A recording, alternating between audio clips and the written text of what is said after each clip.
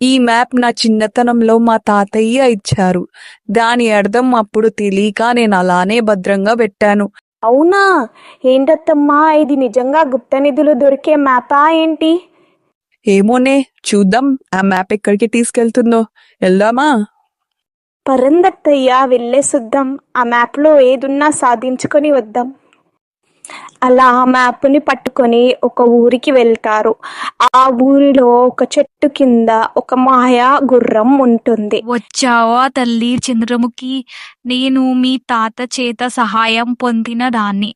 ఇన్ని నాళ్లకు మీ తాత రుణం తీర్చుకునే సమయం వచ్చింది. ఆ నిధి ఎక్కడ దొరుకుతుందో నేను నీకు చెప్తాను. మాయా గుర్రం నిధి గురించి ఏం చెప్పిందో నెక్స్ట్ పార్ట్ లో చూడండి. అప్పటి వరకు please like, share, subscribe. Chandramukhi versus సూర్యముఖి.